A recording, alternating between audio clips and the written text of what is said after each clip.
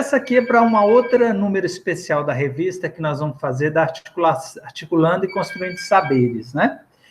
E a ideia, né, é nós construímos um número especial com experiências no mundo inteiro de educação intercultural e epistemologias do Sul, né? Então, basicamente, e a professora Maria Paula Menezes, não sei se você conhece, lá do Centro de Estudos Sociais, lá da Universidade de Coimbra, que está participando comigo na organização desse número, né? Então, a ideia é trazer, além dos artigos no formato convencional, também algumas entrevistas com lideranças indígenas, sobretudo aqui da América Latina, acerca desse processo de educação intercultural, né? Porque isso já tem algumas décadas e nós gostaríamos muito de mais do que fazer um balanço, né? De tentar perceber como isso influenciou positiva ou negativamente, ou se os dois ao mesmo tempo, a educação intercultural, né? Na formação de professores indígenas, né? E se isso realmente acabou se constituindo numa alternativa política, epistemológica, né? de luta para os povos indígenas, ou se vocês têm percebido que isso tem algum limite. Então, assim, para começo de conversa, eu queria te perguntar, nesses anos todos que você já está aí à frente, né? Inclusive nessas comissões aí do MEC, qual o impacto que você percebe da educação intercultural indígena, essa educação que surge com a promulgação da Constituição de 88, e como é que você vê todo esse processo até hoje? Pode ficar à vontade para falar aí o que você quiser. Tá certo.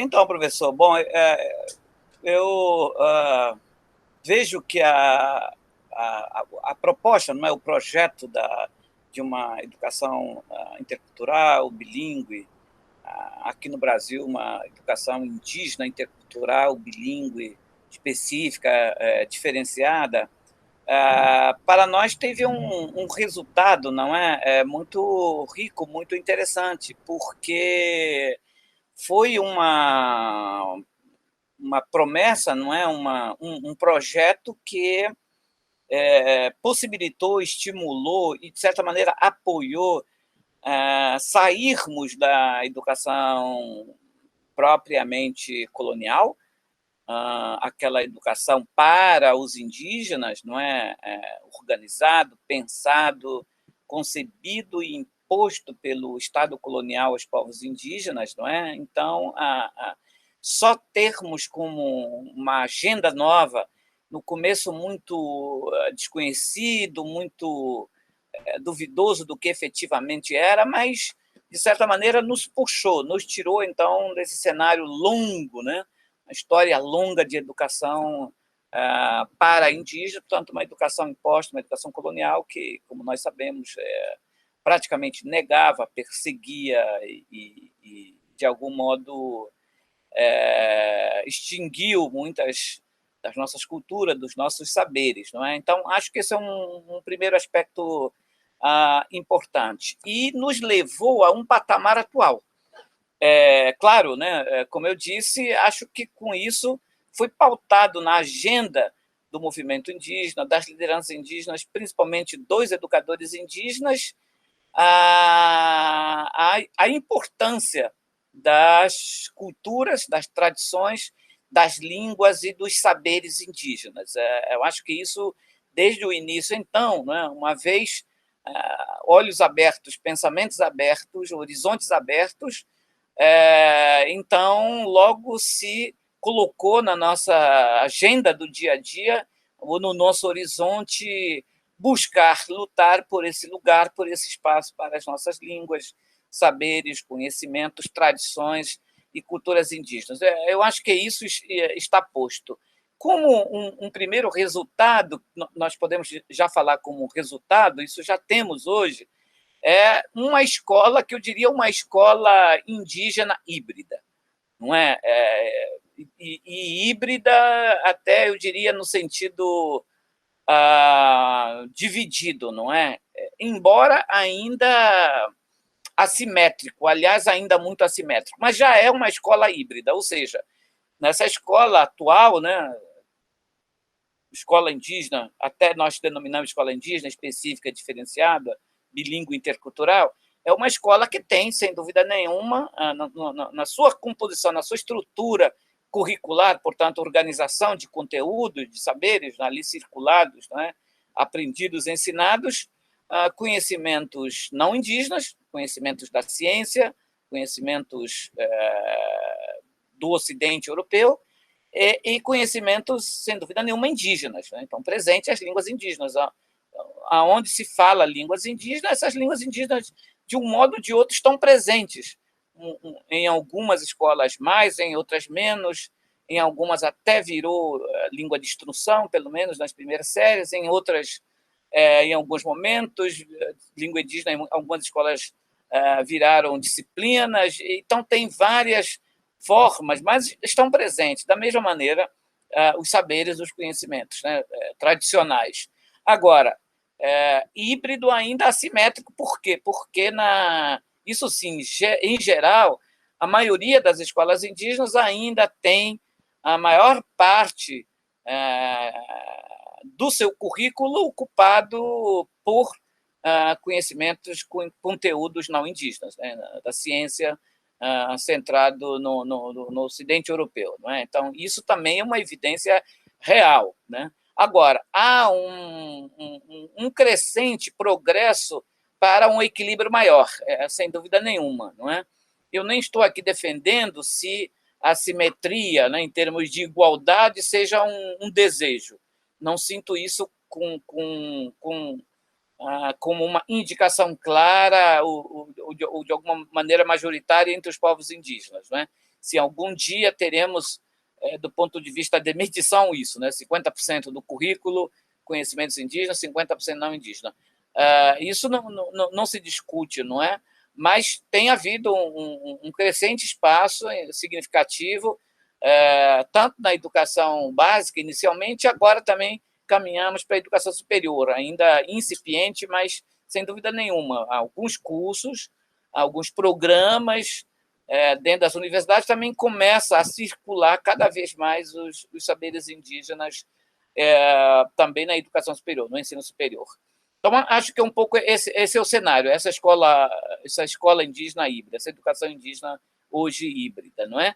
Agora, qual é o horizonte? Acho que o horizonte é avançar, mantendo, de alguma maneira, essa escola híbrida, mas com uma qualidade, não é? Acho que tanto na educação básica, mas principalmente no ensino superior, é fundamental que esses saberes indígenas não sejam apenas parte da estrutura do currículo, mas, sobretudo, comecem a fazer parte da matriz de pensamento, da matriz de saberes constituídos dentro dessas instituições, não é? Como a escola e como a universidade. Isso ainda não conseguimos, principalmente no ensino superior. Né? Alguns saberes indígenas circulam, mas ainda de forma tangenciais ou específicos, né? Em algum programa, em algum curso, mas ainda não foram suficientes para mexer efetivamente nos currículos, portanto, a matriz curricular que expressa o pensamento, os saberes, os conhecimentos,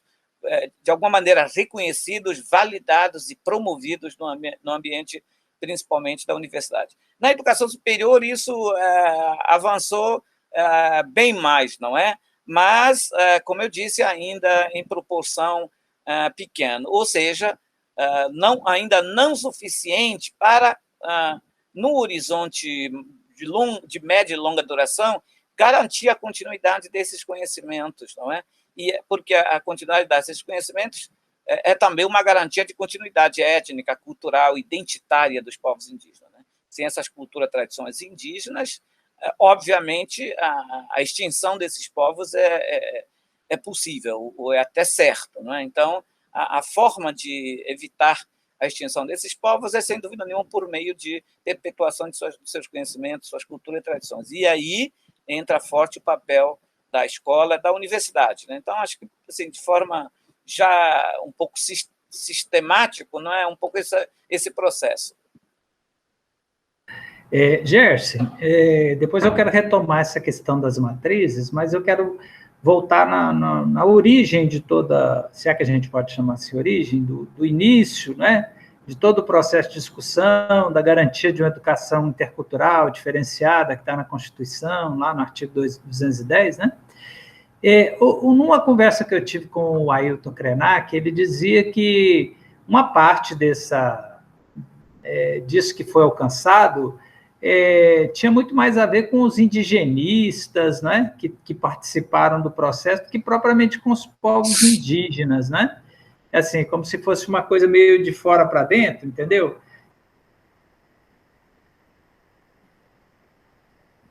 Eu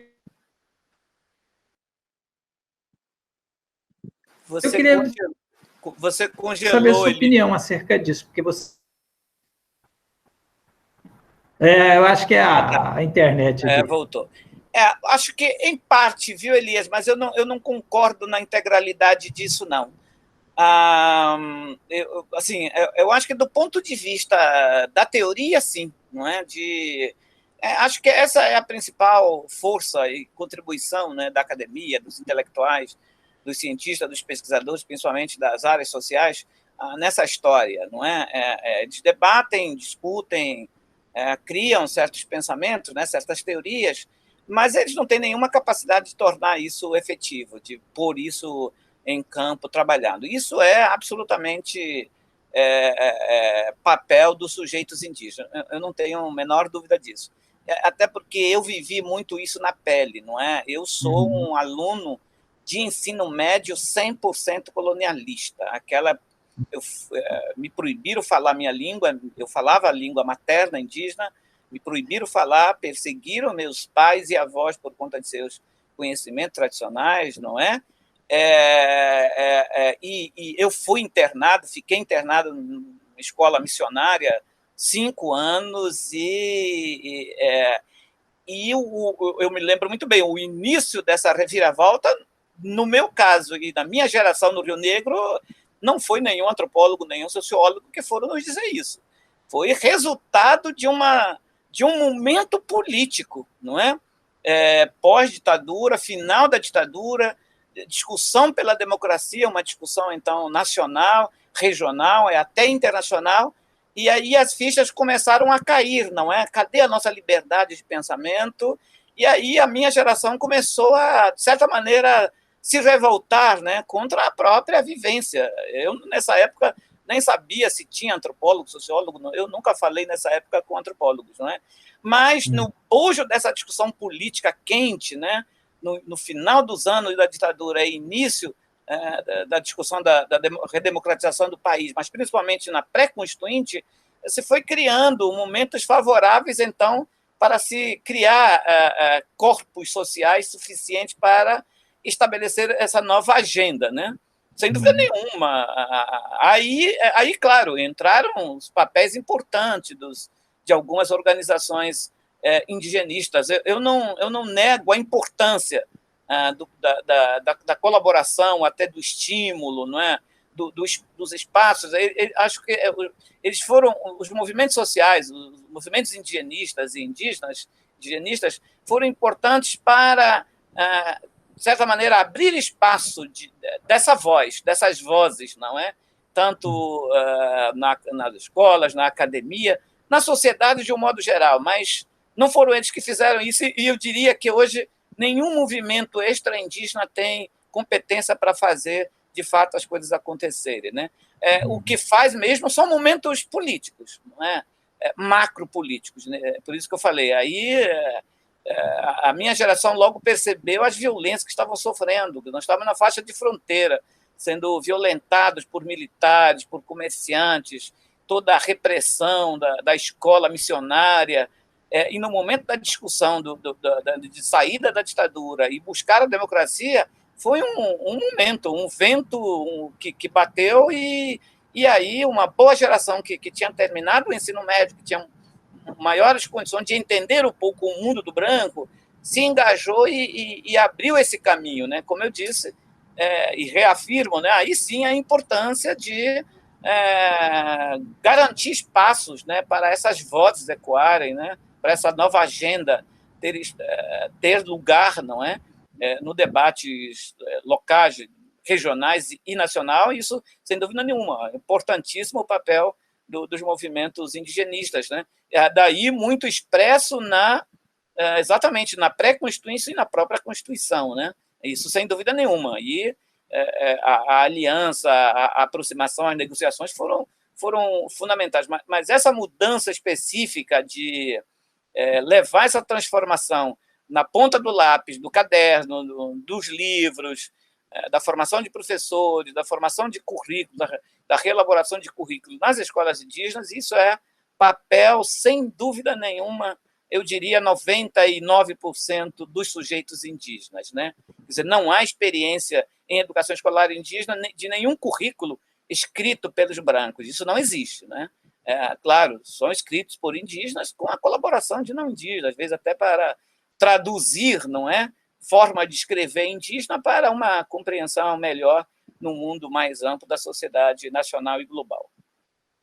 Certo. Então, Gerson, você entende que assim, é uma coisa que a gente vê muito, lê muito, né, sobre a educação escolar indígena, que os indígenas se apropriaram desse espaço, né, desse espaço escolar para tentar construir a partir dele as suas próprias alternativas. Porque, assim, parece que o espaço escolar, que era um espaço, era não, né, ainda é, um espaço construído para e da e para a colonização, né? Ele é apropriado pelos indígenas e se transforma num espaço também de afirmação identitária, de afirmação dos próprios saberes indígenas. Você faria essa leitura também?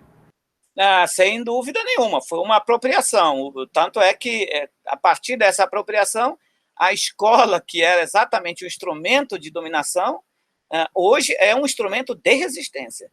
Se ainda não é de libertação, mas é um instrumento de resistência. Os povos indígenas hoje resistem também a partir da escola, com a escola na mão, não é? E acho que isso, para mim, exatamente o papel hoje dessa escola híbrida que eu falei, né? Ela é, sem dúvida nenhuma, ajuda na resistência, na divulgação, né, dessas identidades, das culturas, das línguas e na defesa dos direitos indígenas. Acho que essa é o principal resultado, digamos, macropolítico, né, da educação escolar indígena, dessa nova educação escolar indígena, teoricamente, né, específica, diferenciada, bilíngue, intercultural. Disso eu não tenho a menor dúvida, e isso faz uma enorme diferença, né? Hoje, a dominação dos povos indígenas, do ponto de vista que era antes, né, no período colonial, é praticamente impossível, porque há uma força, não é, de autonomia, de resistência bastante consolidado, não é?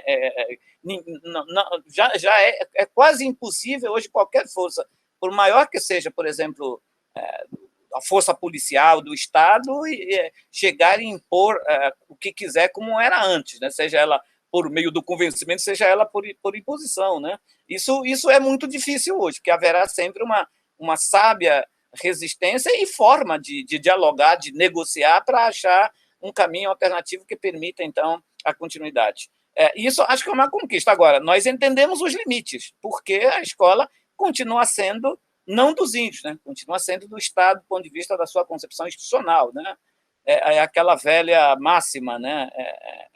Da escola como instrumento ideológico, né? Isso não mudou e não vai mudar. A questão é como que os povos indígenas e a sociedade se apropria dessa escola para atender cada vez mais os seus anseios, as suas demandas, as suas agendas. Eu acho que é isso, sim. Isso se provou, então, que mesmo a escola sendo esse instrumento ideológico, aparelho, né, do Estado, mas é possível que ela seja, não é, também instrumento de defesa de direito, de dignidade, de contribuição para uma vida mais tranquila, né, da sociedade, principalmente dos povos indígenas. Acho que isso, então, não me parece que há uma incompatibilidade com relação a isso, porque, afinal de contas, a escola, por mais que institucionalmente seja um aparelho, uma parte do Estado, não é, está ligado à estrutura institucional do Estado, mas a escola está lá na aldeia, é da comunidade. O diretor, hoje em dia, é um diretor indígena, o gestor é indígena,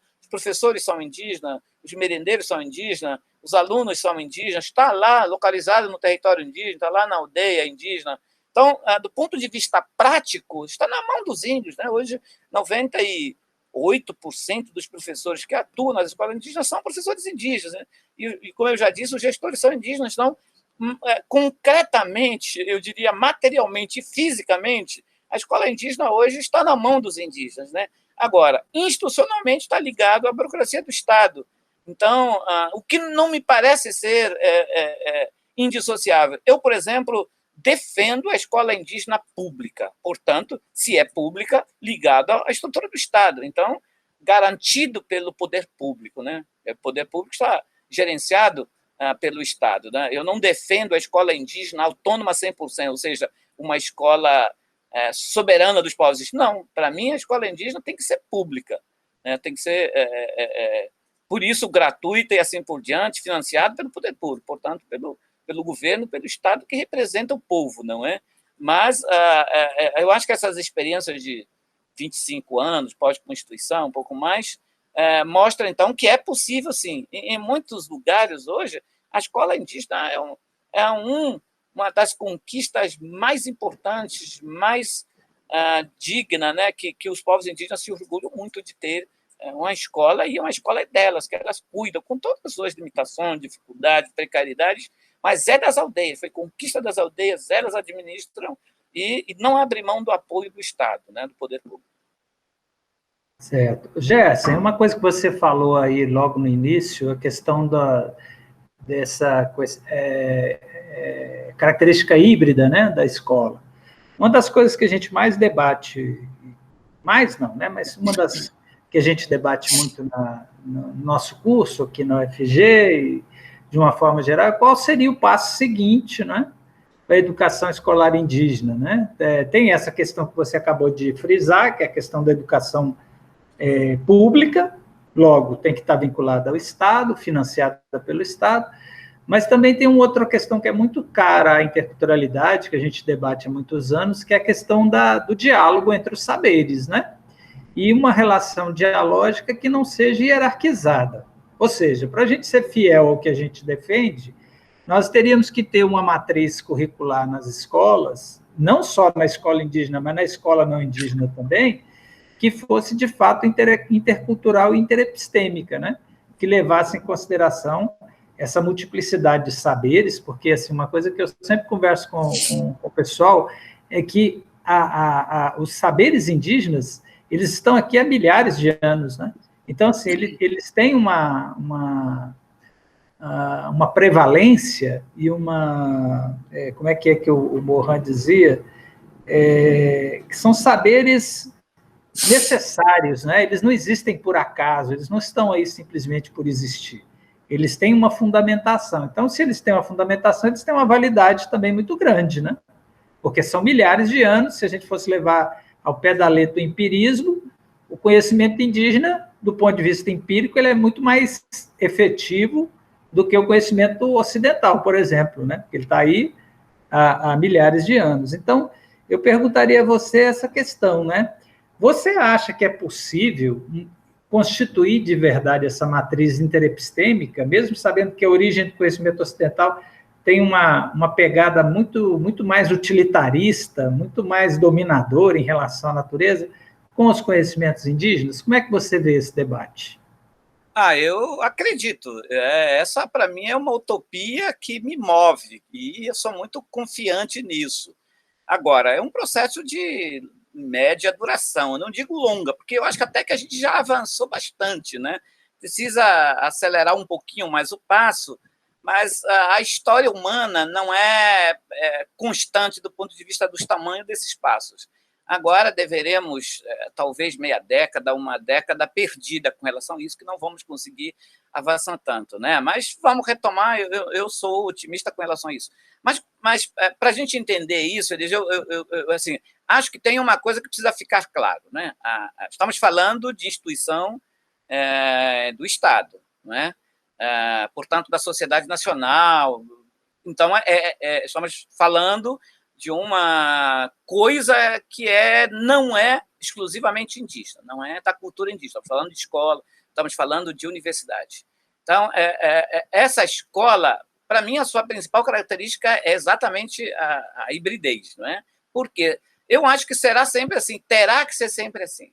Porque essa para mim, foi a maior clareza desde a origem desse debate. Porque lá atrás, aí sim, né, havia alguns antropólogos, alguns educadores, alguns missionários mais apaixonados pelo tema, apresentavam a educação escolar indígena, específica, diferenciada, como o outro lado da educação colonial, não é?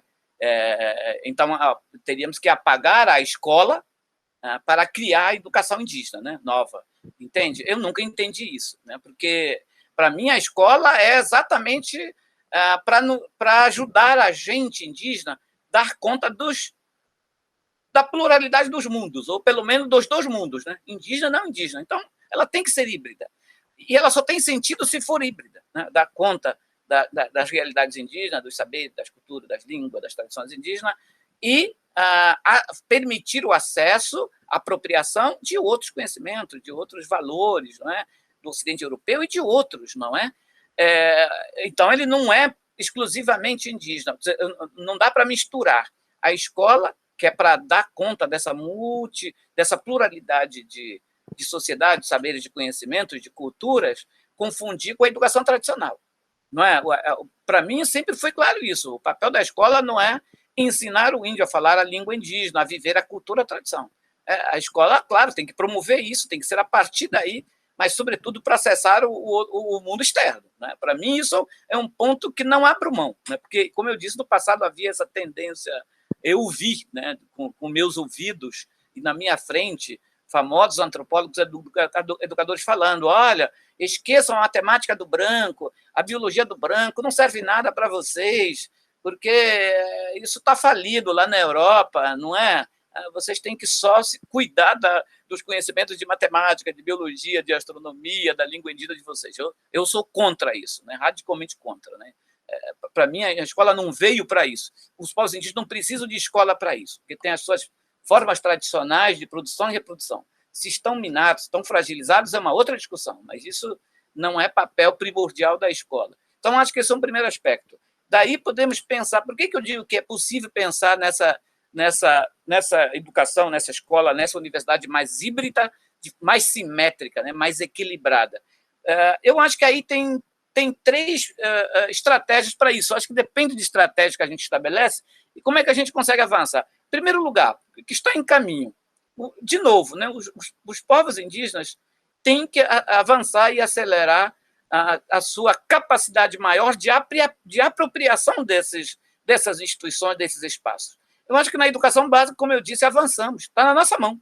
Agora é nós que podemos decidir o que fazer dessas escolas indígenas que estão nas aldeias. Na universidade estamos entrando, não é? Anteontem estava dando uma palestra também virtual sobre isso. Nós ainda somos visitantes nas universidades. A nossa luta é para entrar e logo sair. Então, absorver, pegar alguma coisa e cair fora. Não pode ser isso. Tem que ocupar, né? Tem que ficar mesmo, tem que estar lá para ajudar a transformar a universidade, não é? E já vem sendo transformado em muitos lugares, não é? Vai desde universidades mais progressistas, como a UNB, as médias progressistas, como a minha, a UFAM, até as mais conservadoras, como a USP, não resistem, não é? Aí, aqui e ali, fazendo adaptações, não é? Quando eu vejo até a USP entrando em ações afirmativas na pós-graduação, uma coisa que não vai mudar mesmo com esse retrocesso lá no MEC, né? Isso fugiu de controle de qualquer instituição, de qualquer autoridade, porque isso é uma questão local que se vive, né? Nas discussões, nos diálogos, nas construções locais. Então, acho que isso é importante, essa ocupação. Eu acho que, no caso da educação básica, a gente precisa agora ocupar com mais qualidade. Quando eu digo que a educação básica, na educação básica, as escolas estão na mão dos indígenas, estão na mão do ponto de vista físico, não é? Mas ainda não do ponto de vista curricular, ainda não do ponto de vista epistemológico. Não porque os índios não querem, eles estão construindo ainda condições para isso, né? A mesma coisa na universidade. Os alunos ainda se sentem visitantes, mas já estão lá. Agora é ocupar, é qualificar sua presença, e qualificar significa melhorar também a sua formação para poder melhor incidir sobre a estrutura, por exemplo, sobre a matriz curricular da universidade. Eu fico imaginando daqui a 20, 30 anos, com 50, 60, 100 doutores indígenas no Brasil. Aí muda de figura, não é? Porque aí poderemos começar a ter diretores acadêmicos nas universidades, diretores acadêmicos indígenas na universidade, poderemos ter pró-reitores indígenas na universidade, podemos ter reitores indígenas na universidade, muda completamente a correlação de força, isso é uma questão de força, né? Uma correlação de poder. E aí, sim, sem dúvida nenhuma, né? Esses indígenas ajudarão a cada vez mais incidir sobre a estrutura curricular, administrativa, gerencial, política das universidades e das escolas para dar qualidade a esse hibridismo que eu estou falando, né? Para que a gente possa ter maior equilíbrio, simetria entre os conhecimentos científicos e indígenas. Para mim, isso é uma questão de tempo. Agora, os níveis serão sempre diferentes, não é? Nós já demos o primeiro passo, os primeiros pequenos passos. Agora, tem que acelerar os passos. Eu não vejo distante essa possibilidade, não. Aliás, já existem hoje cursos universitários, na graduação, até na pós-graduação, que já tem bastante presença das epistemologias indígenas, e cada dia começa. Eu mesmo estou trabalhando na minha universidade a criação e o reconhecimento dessas disciplinas, filosofias indígenas, epistemologias indígenas, histórias indígenas. Isso eu já tenho até as ementas, é só uma questão de tempo para a gente ir aprovando. A prova num curso como o curso de formação de histórias indígenas já tem outros cursos dizendo, professor, já está pronto as suas disciplinas com suas ementas, porque nós queremos incluir no nosso curso aqui de odontologia, de enfermagem, de geografia, de história, e aí vai, né? Vai ganhando forma. É que nós ainda temos um corpus técnico, né, intelectual muito pequeno de indígenas. E aqueles que estão na universidade como professores ainda são menores ainda os números, né? Não sei quantos somos, uns 2 ou 3, ou no máximo 5 professores doutores indígenas na universidade. Então, é um trabalho ainda lento por esse número pequeno, mas hoje tem quase 60 mil indígenas na graduação. Então, imagina isso então, daqui a 10, 20 anos, 50, 60, 60, 100 doutores. Então, eu sou muito otimista, viu, pessoal? Eu acho que em breve nós avançaremos significativamente para essa segunda etapa dessa apropriação da escola da universidade, que é pautar cada vez mais as nossas epistemologias, né, os nossos conhecimentos na estrutura curricular, né, na matriz curricular, e também nas correlações de forças políticas dentro dessas instituições. Né? Acho que, para mim, é uma questão de tempo e nos entristece esse momento um pouco de retrocesso, né, de que estamos vivendo, mas isso faz parte da história, faz parte do processo humano, né, suas histórias, que em breve espero a gente retomar e continuar os avanços, né, com pegadas firmes, isso, né, construindo, formando, e tem essa questão também, esperamos vir uma nova geração de cientistas, de acadêmicos, mais sensíveis, né, mais abertos aos conhecimentos indígenas. Até eu acho que esse momento que estamos vivendo ajudará nisso, né, quando vemos a ciência tão arrogante, às vezes tão fechado, não conseguir dar resposta a um mísero vírus, não é? Imperceptível. Então, que ciência é essa tão que se acha tanto, não é? Que não consegue dar conta nem explicação sobre um mísero objeto da natureza, uma criatura da natureza tão simples, né? Então, está na hora de não é, relativizar e sendo humilde, né, somar com outros. Por que não? Associar dessa vez a ciência acadêmica com as ciências, por exemplo, indígenas. Poderia acelerar até caminhos para compreender melhor a natureza, não é? A composição dos elementos que fazem parte da natureza, como esses vírus, por exemplo, né? Os povos indígenas têm suas explicações, têm suas maneiras de tratar esses bichinhos, né? Essas doenças, não é? Não são coisas novas praticamente para nenhuma sociedade do ponto de vista de concepção, né? Então, se eu olho para a minha região Alto do Rio Negro agora, é o que o povo está fazendo, em base à profunda precariedade do sistema público de saúde, sem remédio, sem testagem, sem médico. O que eles estão fazendo? Recorrendo aos seus conhecimentos para tratar essa doença. E acho que estão dando bem.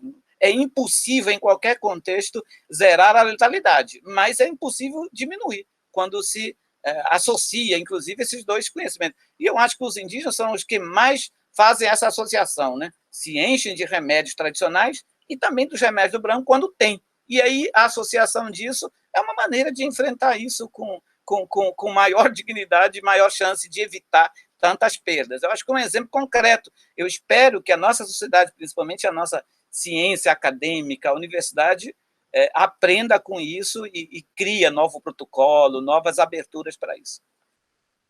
Então, Gerson, pensando nessa possibilidade, né? Nós trabalhamos aqui na construção dos projetos pedagógicos dos cursos, né, das escolas, antigamente chamava PPP, né, Projeto Político Pedagógico das Escolas, e uma das dificuldades que a gente percebia, pelo menos eu, né, era justamente essa incompatibilidade dessas matrizes, né, se você pensar em termos de tempo, carga horária, a concepção de disciplina, né, tudo isso é um modelo criado à luz do que existia no Ocidente.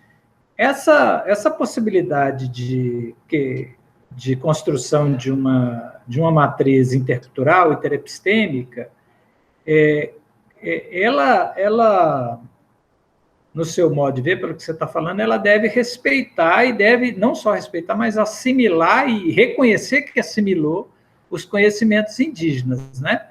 Porque, caso contrário, fica uma matriz cada vez mais, digamos assim, maquiada, como se fosse uma matriz híbrida, uma matriz intercultural, mas, na verdade, ela continua, porque eu tenho percebido isso nas secretarias de educação, quando muito conhecimento indígena entra como cultura, como arte indígena, mas não com nessa dimensão que você está falando, né? De que é um conhecimento pertinente, esse é o termo que eu queria lembrar do Edgar Morin. Por que ele é pertinente? Porque ele é utilizado, como você acabou de dizer aí, no cotidiano, né, dos povos indígenas. Então, aí tem isso por um lado, e tem essa outra questão que você falou da língua indígena, do conhecimento tradicional. Como é que isso poderia ser melhor equacionado dentro da escola indígena?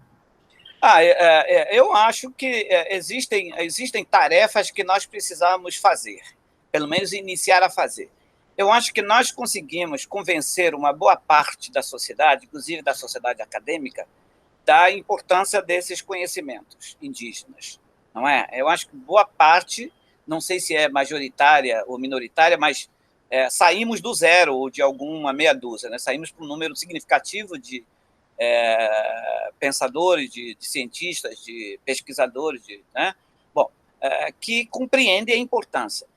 Mas a grande questão é isso, não sabem ainda muito como fazer isso, não é? Então, acho que a gente tem que passar para essa segunda fase agora de construir essas experiências, esses modelos, não é? De verdade. Um primeiro passo que a gente precisa fazer é fazer o que eu costumo dizer, a limpar conceitos. Acho que isso é fundamental, a limpagem dos conceitos. Nós temos que fazer isso e o mais rápido possível. Sem limpar os conceitos que compõem essa matriz curricular pedagógica, não é acadêmica, científica, do Ocidente, a gente vai ter muita dificuldade. Tem que fazer essa limpeza conceitual, essa limpeza forte. Eu vou dar um exemplo. Eu estava lendo, hoje à tarde eu tenho uma banca de defesa de qualificação. A pesquisadora quer tratar sobre história indígena, sobre ontologias indígenas, mas toda a sua base teórica é tudo em conceitos que, de certa maneira, vão contra essa ideia de história indígena, ontologias indígenas. Então, sem essa limpeza, vai ser sempre aleijada esses conceitos novos que ela procura, porque não consegue se livrar, não é? Então, por exemplo, é isso que a gente está falando. Então, temos que parar de falar, por exemplo, eu falei história indígena, você começa falando pré-historicismo, né? Pré-histórico. Quem é que define o que é pré-histórico, o que é histórico, o que é pós-histórico? Isso é uma convenção, inclusive, discriminatória, racista, porque só serve para o Ocidente menosprezar, diminuir as outras histórias, e assim por diante, reconhecer e ignorar outras histórias. Então, tem que mudar muito. Então, por exemplo, a gente tem que parar de ficar falando só de culturas, tradições, né, línguas indígenas. Temos que mudar esse vocabulário, inclusive, né, nomenclatura. Temos que falar isso, de pensamentos indígenas, de conhecimentos indígenas, de saberes indígenas, epistemologias indígenas, filosofias indígenas. Tem que falar isso, né? Então, tem que parar de falar mitos, lendas, só tradições indígenas, não é? Tem que tratar todos esses como filosofia, como pensamento, como ontologias, como cosmovisões, mas cosmovisões iguais. É curioso isso, né? Quer dizer, quando se refere às sociedades europeias, é como se elas não tivessem cosmovisões, elas só têm filosofias e epistemologia. Que é isso? As filosofias e epistemologias fazem parte de cosmovisões, visões sobre o mundo. Mas não, quando é indígena é cosmovisão, mas quando é branco ou científico, não, é filosofia, epistemologia. Então, esse tipo de limpeza temos que fazer. Mas fazer como? Ora, produzindo textos. Então, essa é uma dificuldade para quem quer trabalhar na universidade, em disciplinas, cursos, essa mudança, né, de mitos, lenda para epistemologias, filosofias e assim por diante, porque não tem material com esse refinamento. A gente precisa fazer esse trabalho rápido. Daí, de novo, né, nós indígenas somos poucos, não damos conta. Então, tem que multiplicar, tem que acelerar a formação de indígenas, intelectuais, doutores, para fazer essa limpeza que eu estou falando. Não precisa mudar nada, é só fazer limpeza, porque ninguém vai negar, ninguém vai destruir nenhum conhecimento. A interculturalidade indígena, da perspectiva indígena, não significa negar os conhecimentos não indígenas do Ocidente. Ao contrário, nós valorizamos, vamos continuar valorizando. Quem nega, desvaloriza os conhecimentos tradicionais somos do Ocidente, mas nós não vamos fazer isso, ao contrário, porque não nos interessa. Nós queremos nos apropriar dos conhecimentos científicos do Ocidente, né? Mas o que temos que fazer, então, é essa equiparação. Então, para mim, essa limpeza conceitual é importante. Em segundo lugar, tem que fazer experiências. Vou dar um exemplo concreto do ponto de vista como é que a gente começa a incidir sobre a matriz curricular, sobre a instituição curricular. Vou dar um exemplo concreto da minha experiência que estou vivendo aqui na Universidade Federal do Amazonas. Eu sou professor de filosofia.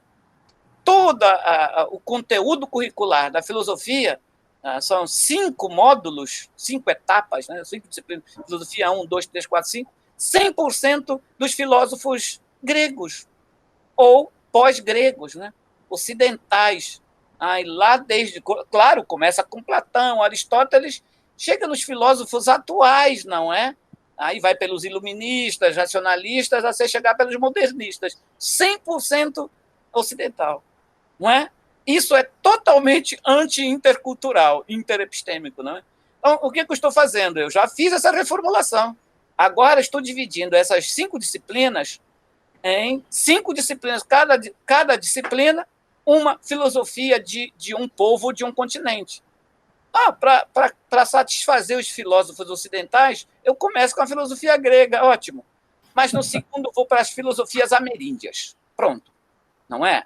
E aí é uma disciplina inteira. Na terceira, filosofia chinesa. Na quarta, filosofia indiana. Na quinta, outras filosofias. Existem outras filosofias específicas, né, negras e assim por diante. Ou da diversidade, por exemplo. Não é? Olha como isso muda completamente, né? Quer dizer, os alunos de filosofia saem, caramba, olha como o mundo é diverso em termos de pensamento, algumas similaridades, outros distanciados, não é? Eu acho que isso é uma batalha que todos temos que fazer. Se a gente só falar e não fizer isso é um debate longo, tem que enfrentar os colegas aqui da filosofia, com carinho, com sabedoria, não pode ser arrogante, não pode ser isso, aquilo, você vai conquistando. A minha questão já está aprovado já no curso, né? Tem todo um trâmite burocrático para isso. Mas imagina, então, você ter 50 indígenas no seu curso, na sua universidade, começar a fazer. Quando uma universidade faz, a outra quer, que é uma coisa boa, enriquece e tal, né? Fica olhando, olha que coisa maravilhosa, não é? Então, todo mundo vai aprendendo. Aí a interaprendizagem, o método da interaprendizagem funciona. Então, eu acho que tem que ser por aí, sabe? Mas e junto com isso, porque aí vem novas produções, novas pesquisas, e, como eu estou dizendo, vai fazendo essa limpeza conceitual, que, no fundo, é uma limpeza epistemológica desse ponto de vista de de negação e de inferiorização de outras epistemologias, não é? Então, cada termo, cada palavra, a gente tem que começar a limpar do racismo, da discriminação, dessa arrogância da ciência, né? Eu mesmo, às vezes, sem querer, eu falo, caramba, cometi aqui um racismo, porque a gente está tão, né, estudou a vida inteira esses conceitos, a gente não se dá conta que, no fundo muito desses conceitos, desses termos, dessas terminologias, expressam claramente esse racismo, não é? Ou seja, essa negação de outras culturas, de outros saberes, de outras epistemologias. Então, veja, a experiência que eu estou tendo me permite dizer que isso vai avançar, eu não tenho dúvida disso. Cedo ou tarde, não sei quais níveis, mas vamos avançar. Eu sonho, né? Nos próximos 20 anos, a gente começa a ter, efetivamente, universidades interepistêmicas. Mas, para não assustar tanto assim, universidades que sejam mesmo pluriculturais, pluriétnicas, plurirraciais e, por fim, pluriepistêmicas. Acho que isso é possível, em diferentes graus, não é? Mas eu acho que é parte, para mim, é o sonho de civilização. Até porque a humanidade, como um todo, está clamando por isso, né, Jesse? Sem dúvida. Eu acho, assim, às vezes até um pouco perverso, né? Como o Ocidente tratou de aniquilar, eliminar aquilo que o Boaventura chama de epistemicídio, né? E agora parte das respostas, né, para tudo isso pode ser dado pelos povos indígenas, né? Isso é muito interessante. Ô, Gerson, eu acho que a gente já pode parar por aqui. Eu queria que você me fizesse assim uma espécie de, para finalizar, de prognóstico. Como é que você vê aí os próximos anos? Você falou de limpar, né? Daqui a pouco nós vamos estar limpando também esse momento horroroso que nós estamos vivendo. Tudo leva a crer que sim, porque não tem condições disso permanecer. O mal não permanece assim tanto tempo, né? Qual o prognóstico que você vê aí para frente para a educação intercultural e para esse diálogo aí entre conhecimentos, né? Essa coisa das epistemologias do Sul? Então, é isso. Eu acho que nós iremos nos próximos anos, como eu estou dizendo, né, avançar nessa limpeza conceitual, né, pelo menos da matriz epistemológica curricular, da escola, da universidade, que ainda tem muito desses ranços, né, de racismo, de longa duração, do período colonial todo, e com isso as novas gerações nas escolas de educação básica, nas universidades, irão ter um outro ar de conhecimento, de saber, de espiritualidade, mas, sobretudo, de epistemologias, ontologias que vão viver, que vão experimentar e vão continuar trabalhando. Eu acho que com isso, sem dúvida, nós, de fato, eu tendo a perceber que vamos avançar mais rapidamente do que no passado, nos últimos 50, 60 anos, vamos avançar mais rapidamente para essa escola, para essa universidade, né, para essa instituição acadêmica interepistêmica cada vez mais, não é? Eu dou por uma década para a gente já estar podendo começar até ter essas nomenclaturas escritas até nas salas dos gabinetes, nas universidades, nas escolas, não é? Curso interepistêmico para cá e para lá, porque até agora era curso intercultural, né? Mas a cultura aqui se resumiu a tradições, e as tradições indígenas, né? Como se as tradições científicas não fossem tradições. Tradição é no sentido, então, pejorativo do passado, de sociedades do passado. Então, agora não. Epistemologia não tem passado, presente e futuro. São epistemologias, são conhecimentos, são valores, são concepções de mundo, são formas de vida. Eu sou, então, otimista. Agora, a gente tem que persistir muito nisso, não é? Primeiro, resistir. Nesse momento, é resistir. Sabe? A resiliência é fundamental para a gente logo passar essa fase ruim da nossa história, das nossas vidas. Segundo, é isso, tem que criar ânimo e eu acho que fortalecer os ânimos, porque tudo que nós conquistamos nesses 30 anos, pós-Constituição de 88, com isso que eu falei lá no início, nos deixou num lugar muito privilegiado hoje, ocupando vários espaços na mídia. Não é? É bom dizer isso. Há 30 anos não tinha nada disso. Os índios eram seres do mato, que ninguém conhecia, que ninguém sabia deles, a não ser por uma palavra que saía da boca de algum cara da FUNAI, algum missionário, algum antropólogo. Hoje não. É impressionante o número de lives todo dia, super importante, em espaços mais privilegiados, que vai da Globo, não significa grande coisa, mas em termos de informação é muita coisa, até igrejas, não é? Rede de igrejas, universidades, grupos sociais, fantástico. Então, por isso, eu acho que agora a gente tem de acelerar. E, então, o prognóstico final é isso. Eu acho que em 10, 15 anos teremos, sim, as primeiras universidades, não mais interculturais, cursos interculturais, mas cursos interepistêmicos para valer, inclusive com muita presença de intelectuais, pesquisadores indígenas, né? Indígenas, negros, quilombolas e assim por diante. Eu acho, para mim, esse é um processo irreversível.